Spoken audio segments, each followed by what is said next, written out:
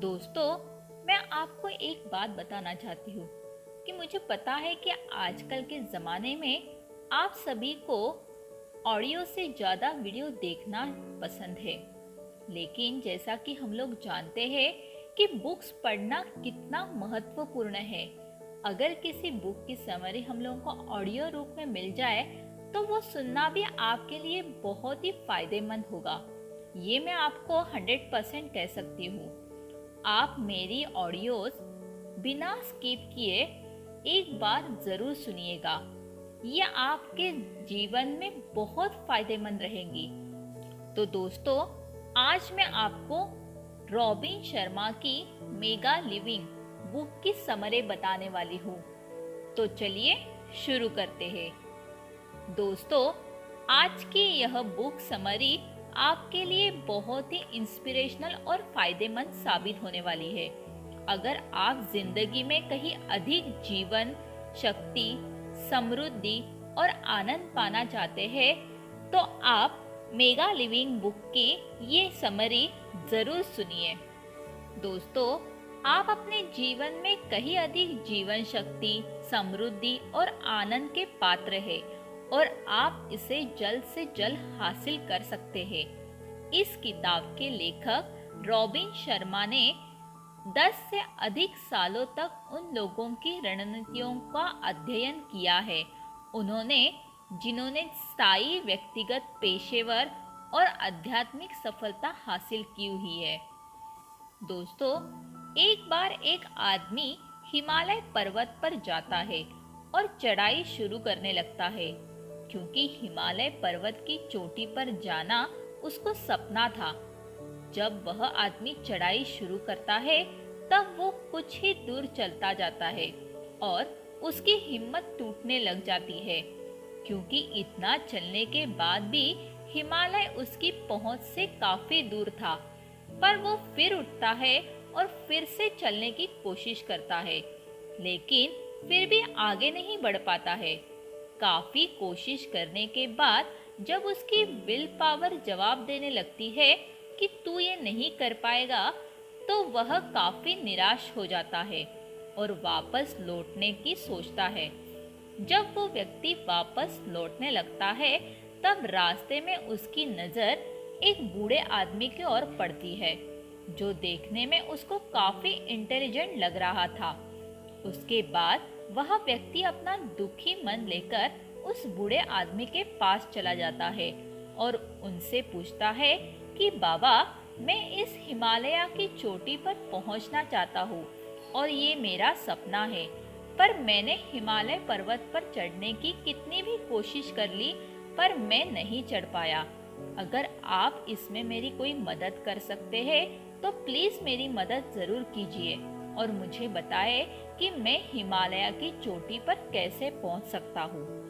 उस हारे हुए व्यक्ति की बात सुनने के बाद वो बूढ़ा आदमी कहता है कि देखो, जिस सोच के साथ तुम वहां पर जा रहे हो, उस सोच के साथ तुम हिमालय की चोटी पर तो क्या, तुम हिमालय के आधे रास्ते पर भी नहीं पहुंच पाओगे। क्योंकि तुम्हारी सोच तुमसे यह बार बार कह रही है कि हिमालय की चोटी बहुत दूर है और तुम थक चुके हो।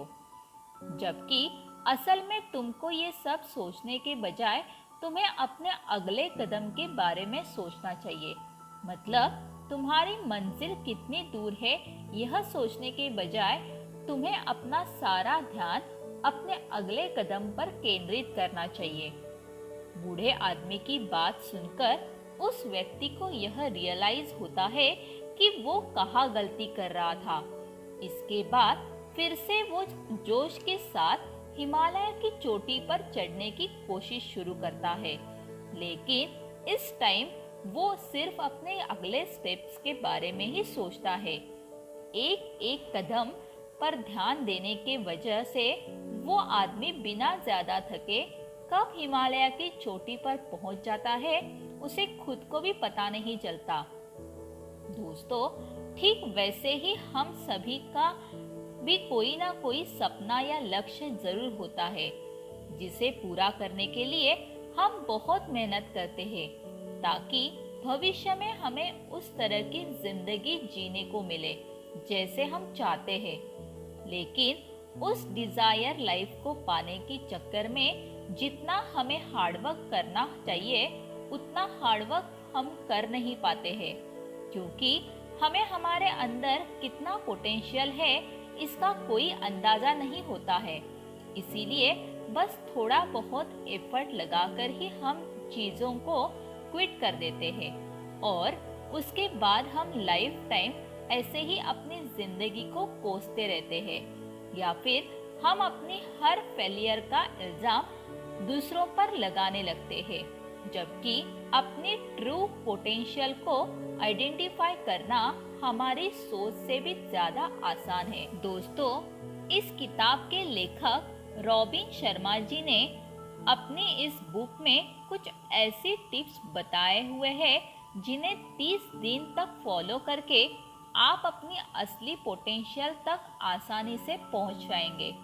तो अगर आप भी उस आदमी की तरह अपने गोल के बारे में सोचे बिना सिर्फ अगले स्टेप्स को लेकर ही अपनी मनचाही डेस्टिनेशन तक पहुंचना चाहते हैं, तो आप इस बुक की समरी को अंत तक जरूर सुनिएगा।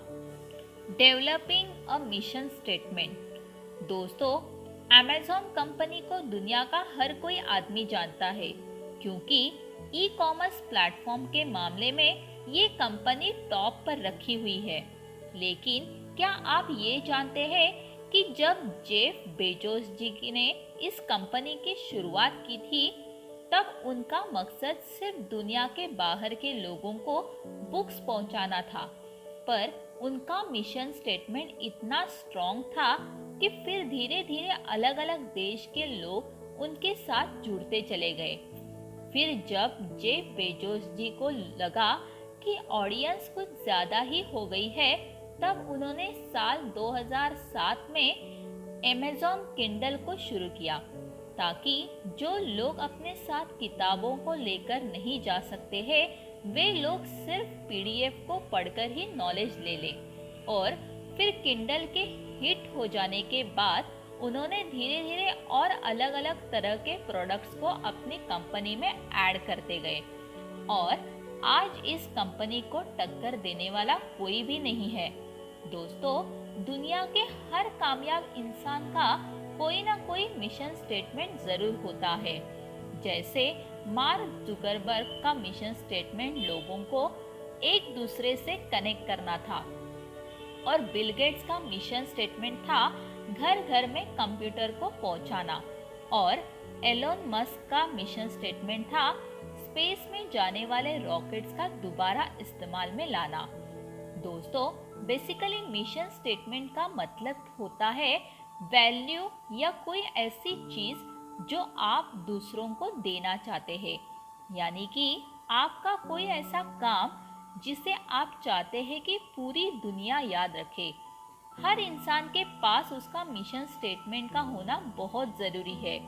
अगर आपके पास मिशन स्टेटमेंट नहीं है तो आपका हाल उसी ड्राइवर की तरह हो जाएगा जो बिना किसी डेस्टिनेशन के बस चलता जाता है, जिससे एक टाइम ऐसा आता है कि वो रास्ता ही भटक जाता है और वो कहीं पर भी नहीं पहुंच पाता है। इसीलिए लेखक रॉबिन शर्मा जी कहते हैं कि अपने भविष्य को सही दिशा देने के लिए अपना एक मिशन स्टेटमेंट बनाओ।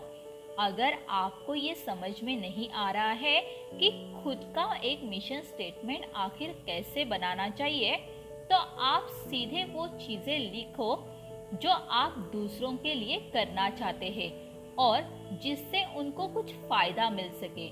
जैसे जैसे आप आगे आगे बढ़ते रहेंगे वैसे वैसे ही आप अपने मिशन को और ज़्यादा मॉडिफाई कर सकते हैं, और इस काम के लिए आपको सिर्फ 30 दिन ही देने हैं, और इसी दौरान आप खुद में देखेंगे कि आपकी सोच में काफ़ी बदलाव आ चुका होगा।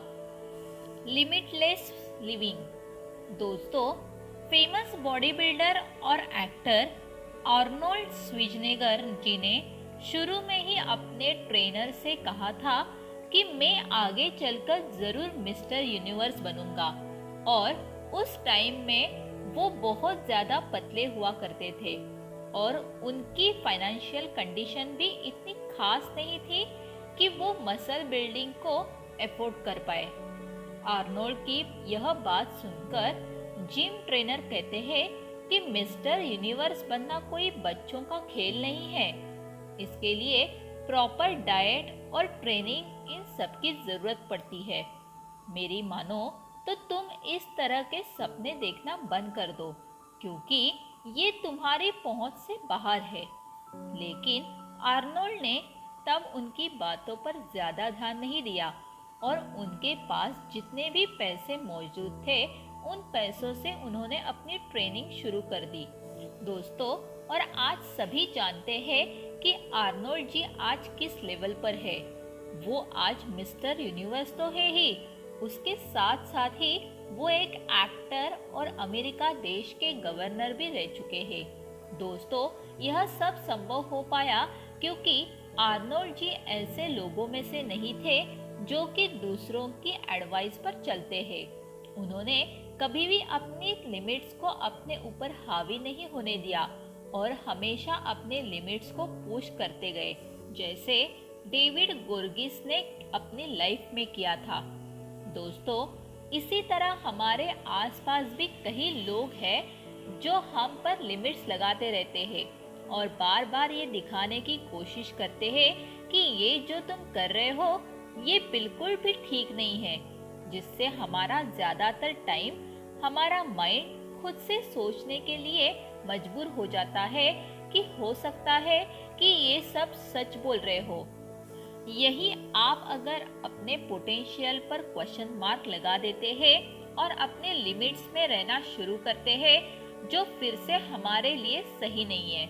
इसीलिए ऑथर कहते हैं कि अगर आपका कोई सपना है जो आपको लगता है कि आप उसे मेहनत करके अचीव कर सकते हैं, तो उस सपने पर आपकी कोई लिमिटेशंस मत लगाओ और अपने माइंड को ये विश्वास दिलाओ कि चाहे कुछ भी हो जाए या कोई दूसरा इंसान कुछ भी कहे या मुझे खुद ही कितनी भी मेहनत करनी पड़ जाए तो भी चलेगा, लेकिन फिर भी मैं कैसे भी करके मैं अपने लक्ष्य को हासिल करके ही रहूंगा। दोस्तों, सिर्फ 30 दिनों तक ऐसी जिंदगी को जीकर देखो, उसके बाद आपको खुद ही महसूस होने लगेगा कि आपकी जिंदगी में बदलाव आना शुरू हो गया है। लेखक आगे कहते हैं, मेक अ जर्नल। दोस्तों, स्टडी रिसर्चर में यह पाया गया है कि जो लोग हर रोज जर्नल लिखना पसंद करते हैं उन लोगों की लाइफ बेहतर होती है उन लोगों से जो लोग जर्नल नहीं लिखते हैं, क्योंकि हर रोज जर्नल लिखने से उनको कई सारे फायदे मिलते हैं, जैसे कि उनकी मेमोरी इंक्रीज होती है, उनका कॉन्फिडेंस बढ़ जाता है, वो किसी भी प्रॉब्लम्स को बहुत ही अच्छी तरीके से सॉल्व कर सकते हैं। मतलब ओवरऑल आप ये समझ सकते हैं कि जर्नलिंग करने से आपको ये पता लग जाएगा कि आपकी एग्जैक्ट प्रॉब्लम क्या है और किस तरह से आप उस प्रॉब्लम को सॉल्व कर सकते हो। इसीलिए अगले 30 दिनों तक आपको एक पेपर पर अपने गोल्स जो सेट किए हुए हैं उनको डिस्क्राइब करना है, जैसे कि आपका गोल क्या है, आप उस गोल को कितना अचीव कर चुके हो और उस गोल की वजह से आपकी लाइफ में कितना बदलाव आ चुका है। ऐसा करने से आप अपनी लाइफ में चल रही सिचुएशन को ट्रैक कर पाएंगे और उसमें प्रोग्रेस ला पाएंगे। लेखक आगे कहते हैं, इंक्रीज योर कंसंट्रेशन पावर। दोस्तों, हमारे माइंड का फोकस दिन ब दिन कम होता चला जा रहा है। लोग सिर्फ मिनट में ही डिसाइड कर लेते हैं कि क्या उनके लिए ये सही है या उनके लिए ये बुरा है, जो और कुछ नहीं बल्कि इस बात का साइन है कि हमारा कंसंट्रेशन लेवल दिन ब दिन कम होता चला जा रहा है। लेकिन दोस्तों, आप इसे नज़रअंदाज करने की कोशिश भी मत करना, क्योंकि ये चीज़ भविष्य में नाकाम होने का एक बहुत ही बड़ा कारण बन सकता है। क्योंकि कम एकाग्रता शक्ति होने की वजह से आप किसी एक चीज पर फोकस नहीं कर पाओगे और आप डाइवर्ट हो जाओगे। इसीलिए अगले 30 दिनों के लिए अपनी एकाग्रता शक्ति को बढ़ाने के लिए आपको आपके माइंड से फोकस करना होगा, वो भी बिना डिस्ट्रैक्ट हुए। और ऐसा करने के लिए हमें लेखक 2 तरीके सजेस्ट करते हैं।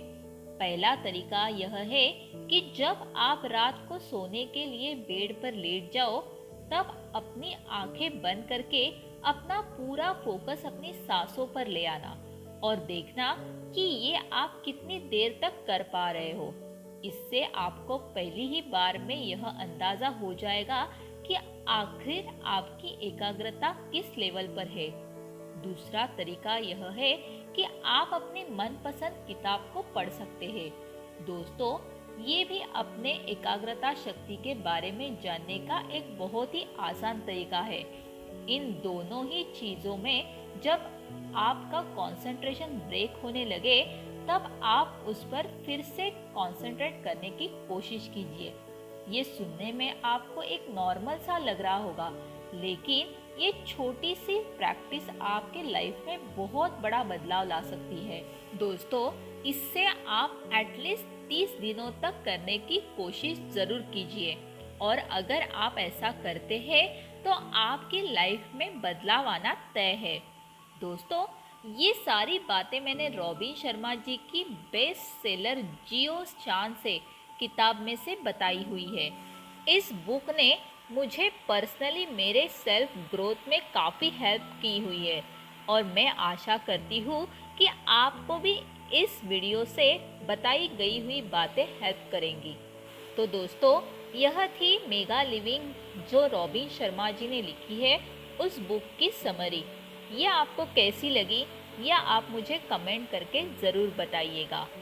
और अगर आप मुझे आज पहली बार सुन रहे हैं तो मेरे चैनल को सब्सक्राइब कीजिए और अपने दोस्तों के साथ शेयर कीजिए।